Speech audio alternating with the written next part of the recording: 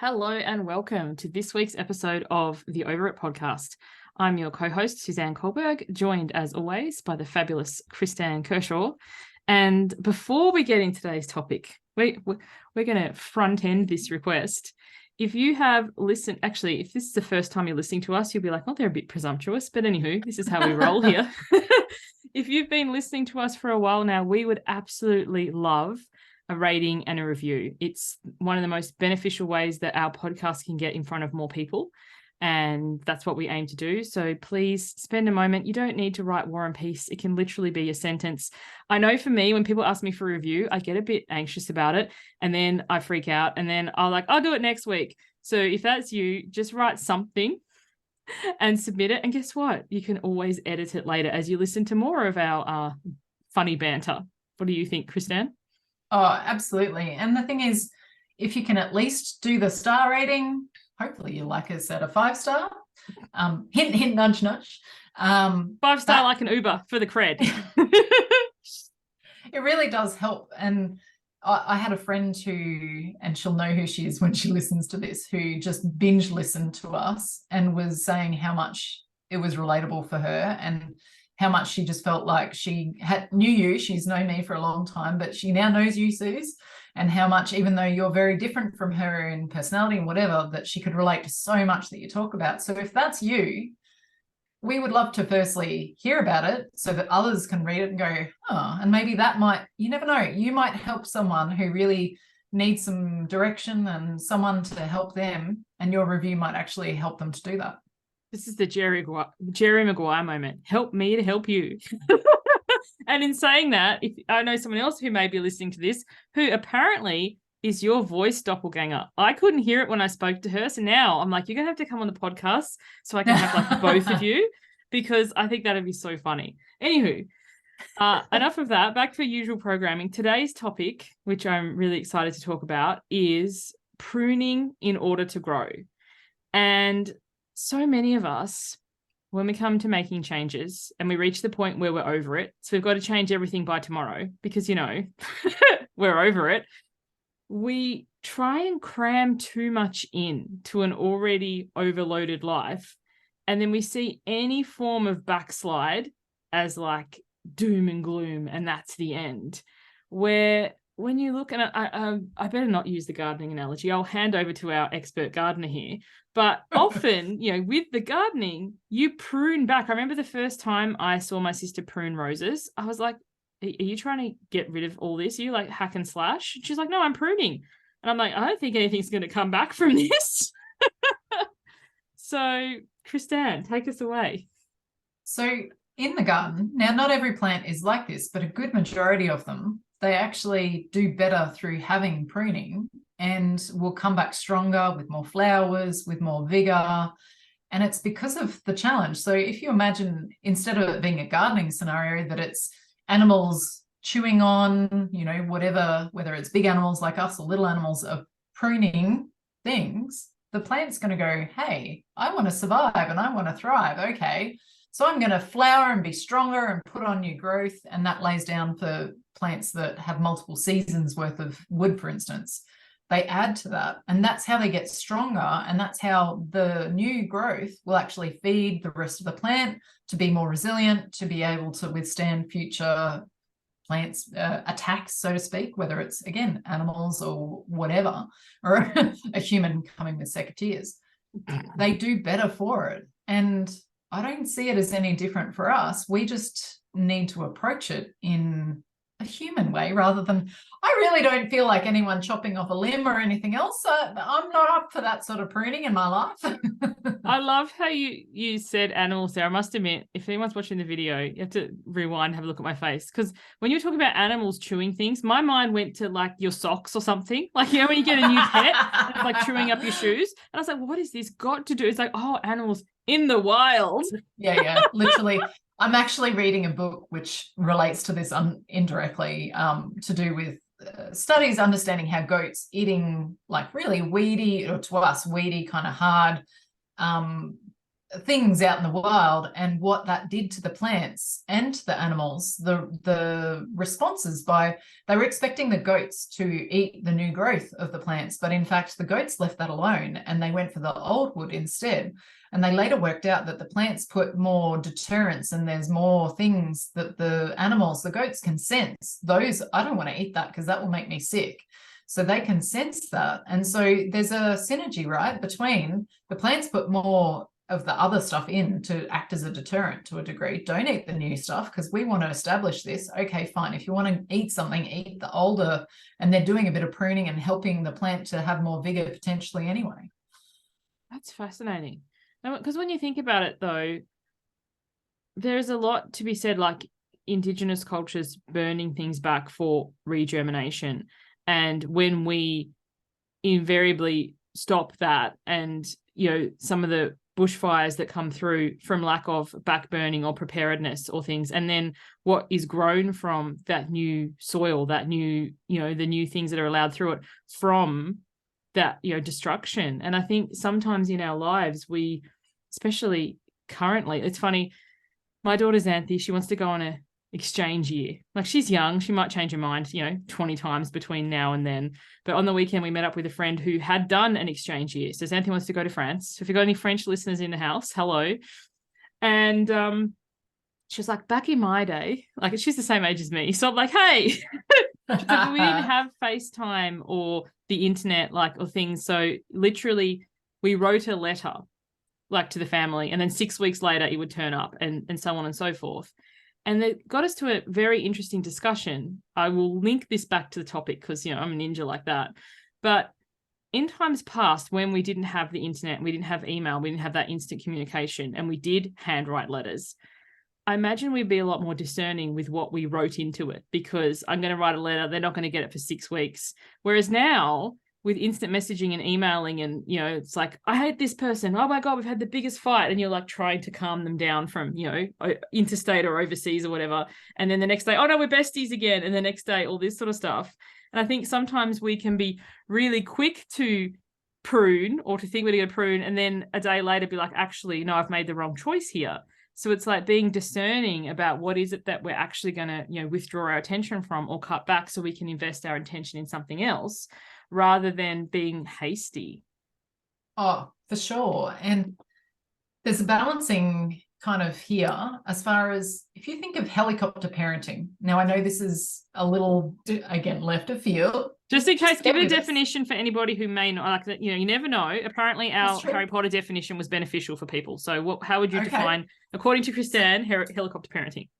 Helicopter parenting might be that, now I'm saying this in general, not against anyone who has a child called John or Johnny. Little Johnny, oh, no, you can't climb up that slide. That's too dangerous. No, you can't. You need to stay really close. And it's kind of you don't let the kids get into decision-making and potentially risk management and that sort of thing, or being a bit overbearing if they're in why didn't my little Johnny get this equal opportunity with the next whatever. Hang on, you broke up for a second. Very demanding kind of parental. And I'm not saying I'm back. I'm not saying to not advocate for the best interest of your child. Did that last bit count, or did that? No, we got, so basically, to sum it up, and so over the top, invested in everything, not allowing the child to make any sort of agency or decisions. And as you said, we don't want to be like the opposite. What's the opposite of a helicopter parent? An absent parent? I don't know. I'd have to Google that. Probably absent. Yeah. But sometimes people pendulum swing the other way. So, but basically, the one where you're like, oh no, not them. Like at the schoolyard pickup or whatever, the one. Yeah. And where, my child was doing this, and look at, there's being proud, and there's where you force a child to do something that they don't want to do, or force everyone else around the child to do special treatment, basically, for the child, would be my kind of definition. Jimmy Reese, who's an Australian comedian, for anyone listening, he did a skit recently. I can't remember which one it was. I think it was Back to School or something, and he had the helicopter parent in there, and I literally just laughed like right. If I find it, I'll link it in the show notes, but if not, maybe just Google Jimmy Reese helicopter parent. You will be amused. Anyway, back to your example. Now we've got a definition. So with a helicopter parent, right, when a child doesn't get to experience climbing up a tree, and ideally a small tree to begin with, or doing something that has risk. They don't learn how to manage risk in their life as they get older. Now, I'm not saying go let your kids free rein and run in front of cars and, There's go a train feral. track, have fun. No. Yeah, I'm not saying to not, again, watch for your kids' best interests, but if you can, in small examples when they're little and as they get older, let them have a little bit of give and take. Like my youngest daughter has started walking home from school by herself. I know that was a big decision for you. Yes. Really big decision. But we've got things in place where I'm confident that she'll be okay, and for the distance and all the rest of it. My biggest thing is I'm amazed that she wants to do it, because Queensland in summer is pretty interesting at 3 o'clock in the afternoon when she's walking, but she's happy so far. So I'd be like, pick me up with the air-conditioned car, Mum.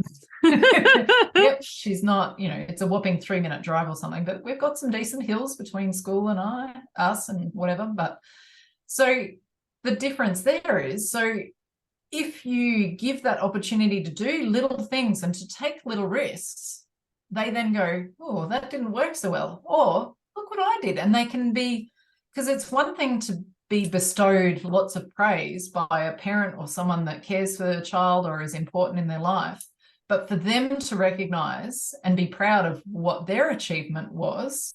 Hey, Dad, I walked home the whole way by myself. And to be able to recognize that she did that, not to please him, but to go, look, I achieved something, and she can recognize that by herself. That's pretty good, especially for this one, because she's had some confidence issues in the last couple of years. So for her to make a goal and then to meet it is pretty spectacular. And I'm not by any means saying that I'm the perfect parent in any way, because there's pitfalls and stumbling and did I do this right, whatever. But there are times it's a big risk. Do you want to let your kid walk? And it's celebrating their resourcefulness too. So at the time of recording this, not sure when it'll go out, but we're recording it on Valentine's Day. So happy belated Valentine's Day to everybody. Casimir made me a card this morning. I've got it here. It's so cute. It's like, love you, mummy. And anyway, inside it, I thought Jeremy must have written it for him, because it's so neat and it's spelled correctly. I don't know how well it's showing up on the camera. And I'm like, how did you know how to spell these words? Because Casimir does struggle a lot with his writing. He's like, I asked Siri. And I was like, how brilliant. And then he showed me, he's like, Siri, how do I spell Valentine's? And Siri goes, V-A-L. I was like, how resourceful that, he can work it out when he wants to. And then also I celebrated with him that he knew what the letters were, because in the past, even if you'd said V-A, it just would have gone over his head. I'm like, so you might not be able to yet spell the word on your own, but you know enough that when you hear Siri say it, then you can write it out. So, celebrating that resourcefulness rather than having to do it for them all the time or oversee everything. Yeah. Another book that I'm listening to at the moment is actually one to encourage readers of all things. The littlest miss likes books to a degree, but I think struggles to just sit and read. It's not her thing. Whereas my elder daughter, give me the book and go to sleep. Give it to me. And, I'm all for reading, but there are extremes here, and you need to prioritize sleep, hand it over. So I have polar extremes in that regard. I have that too. It's so interesting what's being shared in this book, because she's a teacher librarian, has been a teacher for 20 years, a librarian for I think at least 10.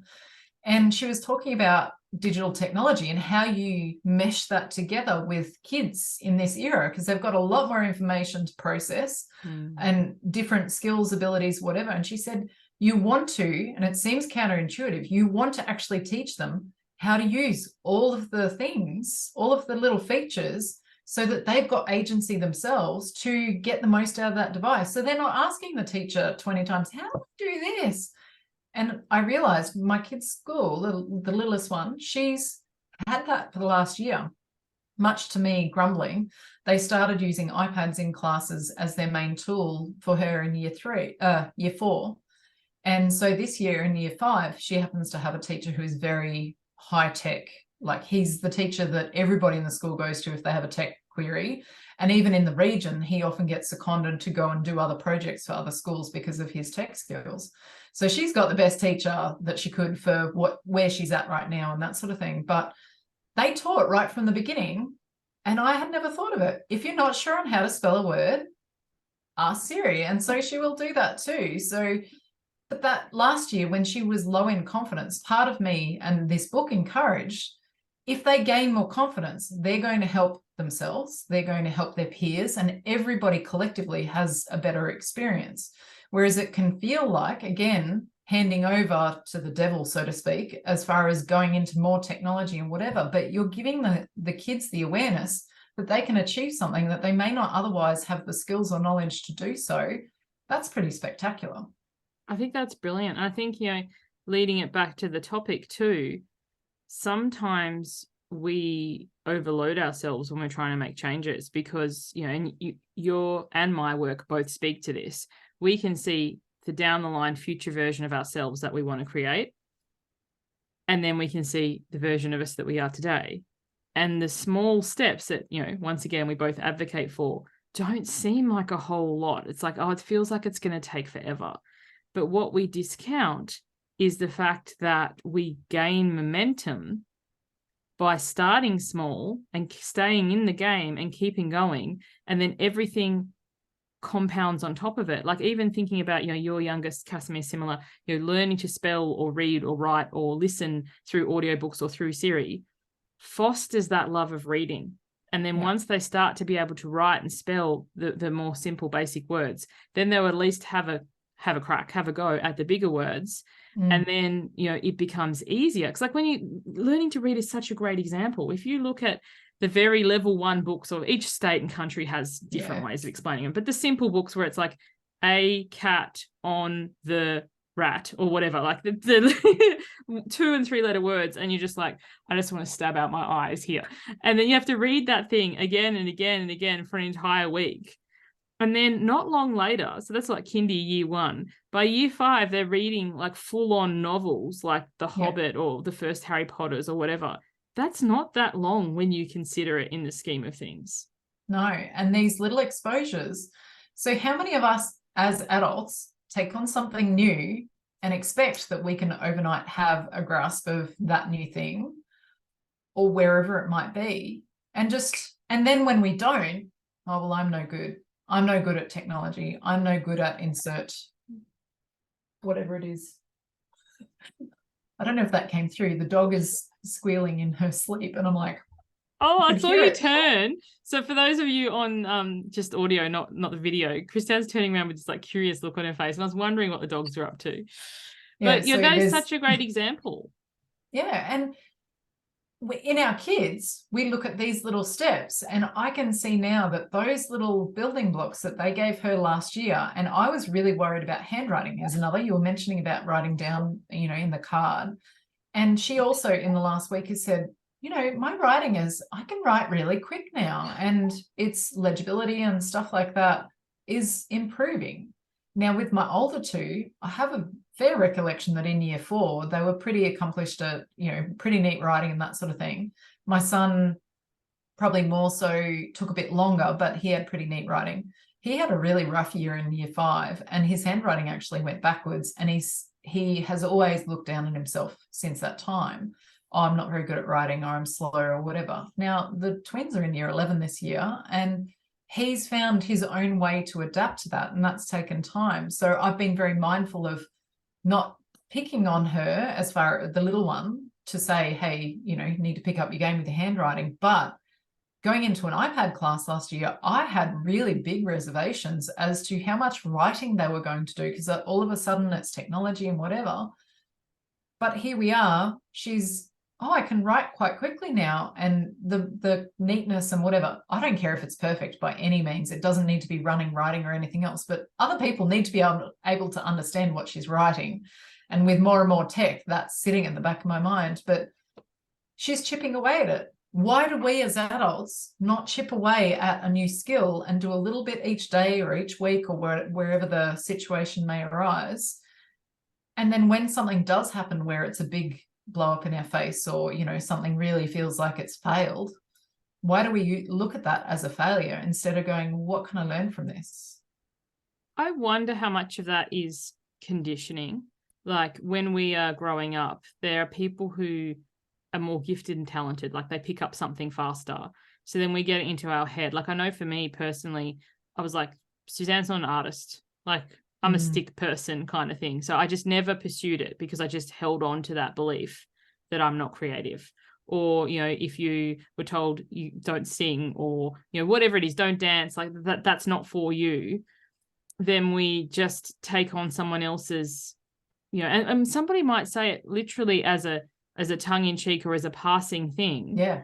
And like, I remember Xanthi has always been particularly fit and strong and interested in things, and she loves monkey bars, she loves anything like that. And I posted a few videos of her on social media, and more than one person has said, growing up we were told monkey bars aren't for girls, like, you know, upper body strengths for boys or whatever, so just didn't ever pursue it. And I think, you know, sometimes, or as an adult, like we might go and do something with a friend. Like, often we'll enroll in something, like, let's do this course together. Like, I'm thinking the paint and sip behind you, which is blurred, but I know that they're there. I've said to you, I've always wanted to do those, but, you know, it's back to the creative thing. So you go along with some of your friends, they nail it straight away. You not so much. You just kind of like slide out and don't do it again.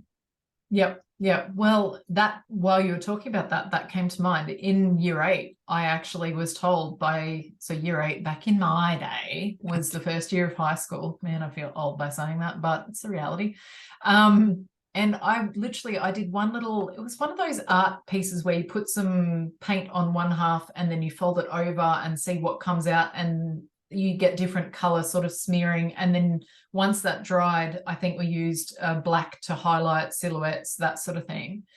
And I didn't think it was that terrible. And I didn't think highly of my art skills. It's not like I was going, look at this masterpiece or anything, but she literally basically told me to not bother doing any future art because it meant nothing. It was really harshly said, whatever it was. And maybe she didn't mean it in such a way as to permanently deter me, but I didn't do any art after that. And I had always been art and craft. So after year 8, I did no more art. And that was all from that experience. So then when the paint and sip thing started to become available near me, I'm like, oh. So for those on the video, you're going to get to see my office just for a moment.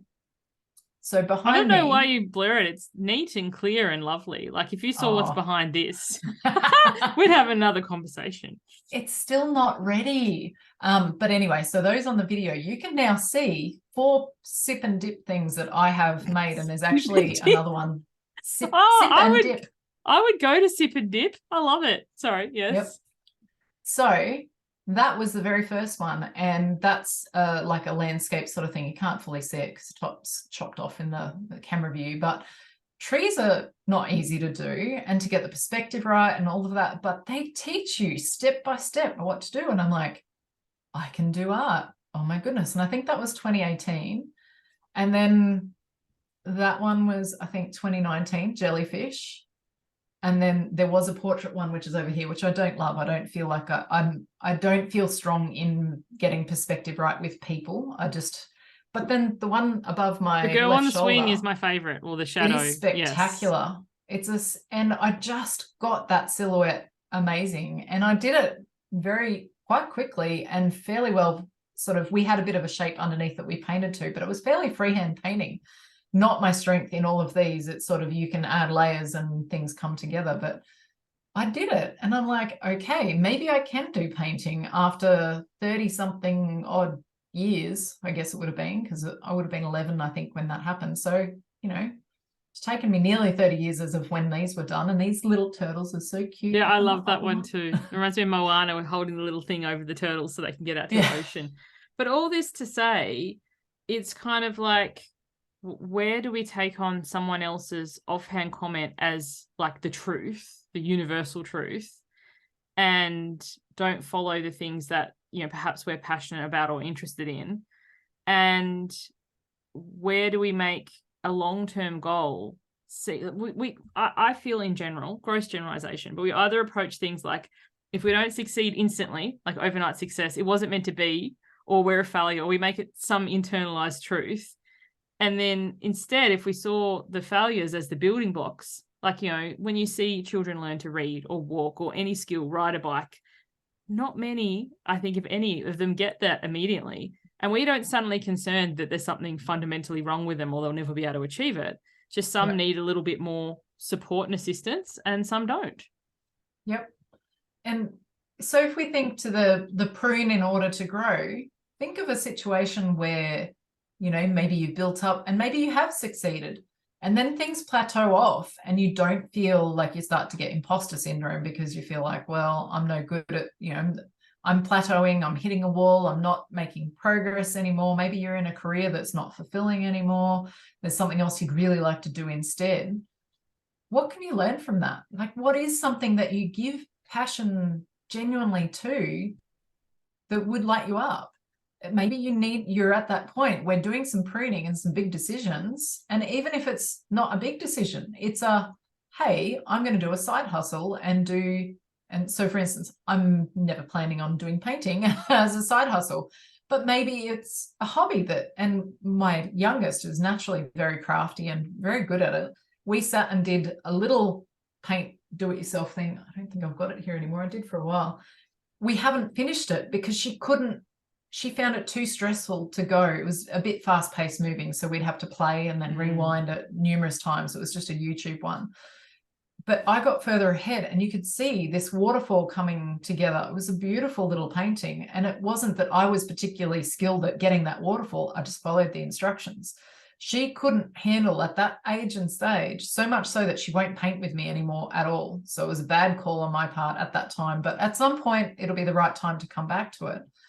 But, what could you do that might light you up so that the rest of the time it takes the pressure off you so you don't feel like you're hitting a wall? Or I just had a meeting earlier today where two different people in particular in the meeting said their win of the week was, or part of it was, they're just so grateful as to they do work that they love. At the age and stage of one of them, her friends are all just envious of her loving what she's doing. Her life is not complicated. Her life is where it wants to be. Well, that didn't come overnight. That came from a person that was in a very high pressure job, full on, long hours, high expectations. And then she's made different choices and now is in a really happy spot. So I love this. And there's two things I wanted to add into it. The first is sometimes your outlet can purely be an outlet. Like, you might be like, I just want to do art. I just want to do this and have it be purely for pleasure. Yeah. And sometimes you might be like, actually, I'm wanting to do a career change, but it's scary to give up a high paying, ladder climbing, blood, sweat and tears have gone into this on a risk of something that may not take off. And the example that came to mind as you were sharing, so one of my sisters originally was a geologist. So she worked on the rigs, however many weeks away, however many weeks home. And one time when she was home, we went to a craft day thing just for a bit of fun. And it was hilarious because I had all this drama about not being able to do art. And anyway, they had these little stickers that you would pick up with tweezers.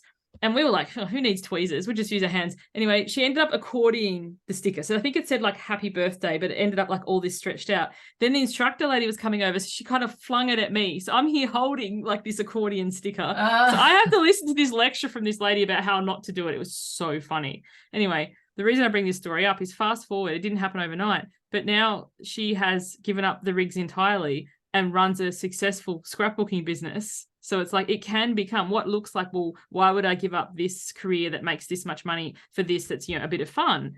It can do, but in the beginning, it's not a complete 180. It's pick this up, maybe, run a class or two or get your minimum stock or whatever, and then reach the tipping point and, speak to your accountant or your financial planner, do the numbers.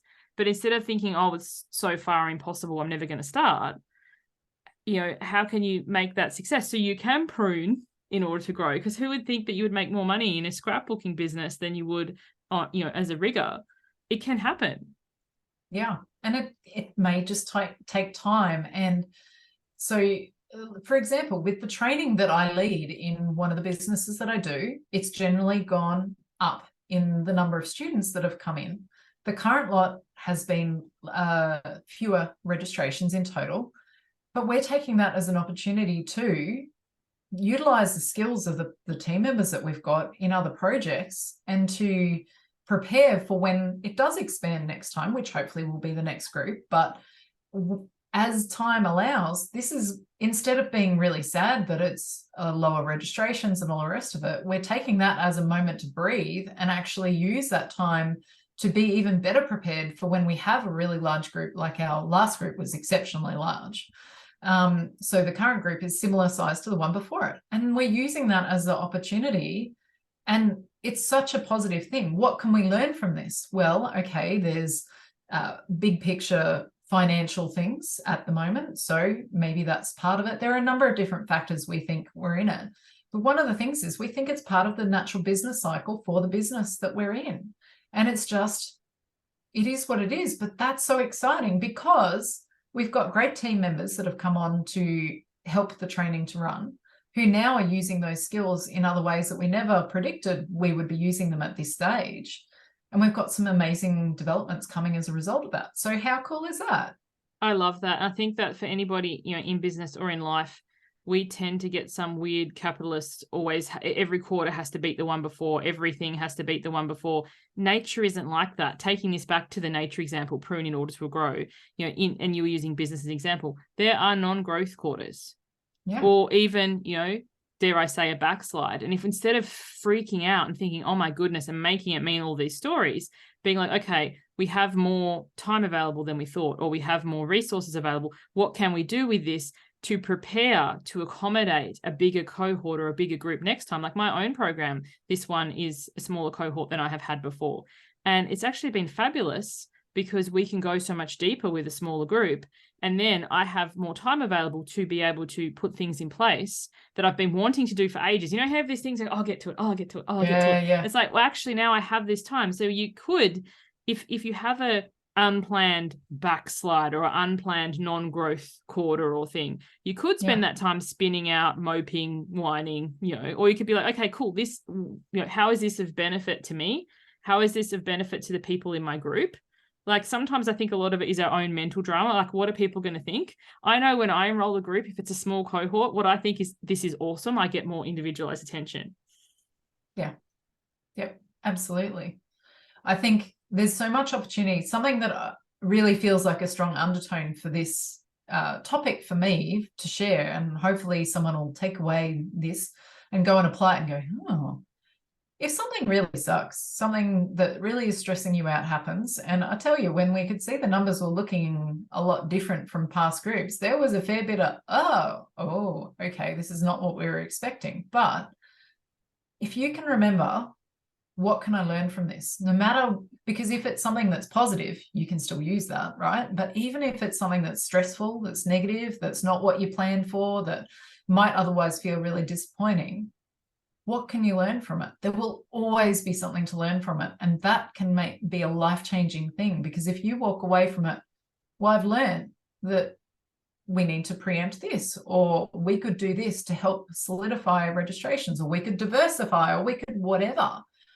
That's going to set me up for the next time for the organization to be where we would better like it to be. Or if it's economics and it's just there's not the available funds for people to register, maybe it's that we're going to have some smaller courses down the track where it's going to hit the price point that people can meet at this time or whatever. So us as a business, that's, different considerations we can take on, but every single experience we have as a human being, what can I take from it? Yeah. What can I learn? That's such a great question.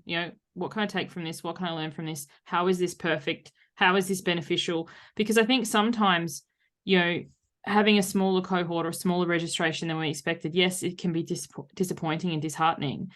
But I've seen many a business have the opposite problem, as in have a bigger registration or cohort than they had expected or could accommodate. And that's actually shut the business down more worse off, because I remember there was a person, they did these like hoodies once, and I was like, oh my goodness, I love that. So I ordered, as did, thousands of other people, because I got shared on Sunrise and a few big, influencers or whatever. They ended up going broke because they couldn't accommodate all the orders, and then everybody was unhappy and asking for refunds and, all that sort of stuff. So sometimes you think, oh, what a problem to have. It really can be if you can't deliver. So in order, to have that time and that space and that ability to sit back and, look at what's happening and what's the lesson and what can I learn from next time? How is this perfect? What is the lesson here? And in the other way too, it's like, well, maybe when I do orders, I cap it, like, capped at this many, and then I do another release at this many. because, sometimes we just don't think it through. What can I learn from this, to cap it, because it could go the other way. Like there's so many things that are unpredictable. Yeah. But, if we learn from it, then next time we can, do it differently. Otherwise, how often do we end up in the same place again, which leads to the all or nothing kind of scenario with changes that we make? I do all the things on Monday, Tuesday, Wednesday. I burn out on Thursday. I give up spectacularly on Friday. I spend all the weekend doing nothing. And then I set myself up. People live their lives this way. I know I did for decades. And we can all, there's a previous episode on this, we can all have our moments where we start to slide and get back potentially to habits of past.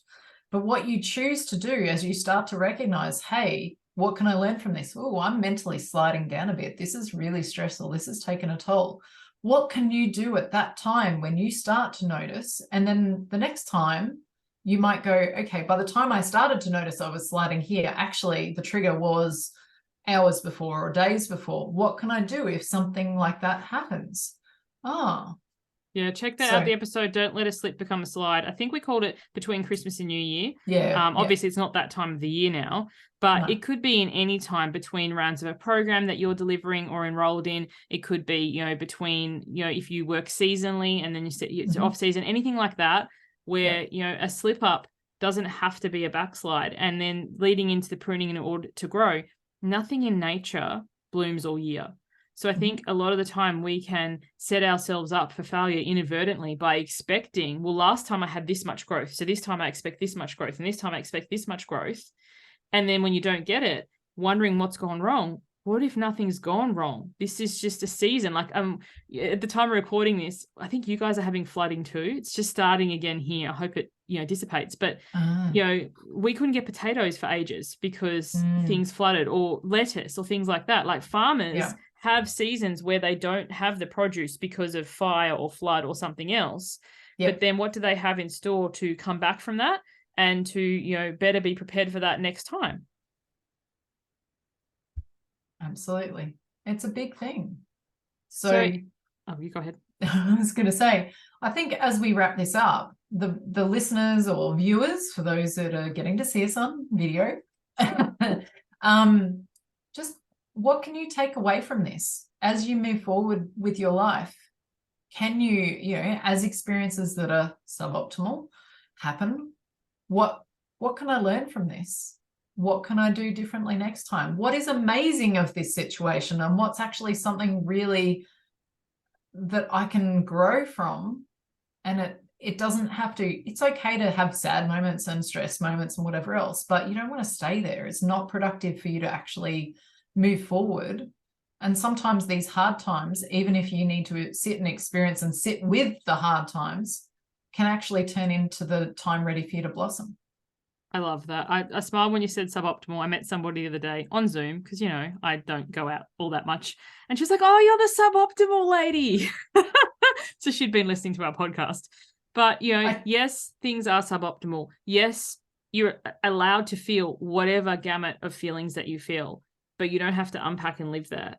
And we're not saying, like spray a turd in glitter and pretend it's amazing, but allow yourself to feel whatever it is that you feel. And then be like, okay, that was suboptimal. What can I extract from this? How can I prune this in order to grow? Oh my goodness, I've inadvertently brought it back to the topic. I love it when I come full circle. Sounds like I planned it. And we would love to hear, if there's anything that you feel comfortable to share, if anything that this has brought up for you, or if there's anything you can look back on in your life that you've seen up until now as a suboptimal experience or something. Like, we don't talk about that. The perfect to finish off, the example that comes to mind is when Jeremy and I got married. My goodness, 16 years in a couple of weeks, 16 years ago on our honeymoon, we got into one of these timeshare things that, was not the best thing. And it was like, how much money did this cost us and whatever. But what did we learn? We learned to ask a lot more questions before we make investments. So, if it hadn't been that, it would have been something else. And I think sometimes we can look back and, this is the chapter of my life that I don't look at, or this is the thing that we put in the metaphorical closet. But it's like you have learned something from that experience that you can take forward and then set yourself free from that guilt and shame and judgment about it. Absolutely. So much juicy stuff here. I hope that everyone has enjoyed it. And I think we'll wrap it up here. Yeah, we'll see you on the next one. As always, if you've got any topic suggestions, please let us know. Thank you so much for listening. Bye for now. Bye.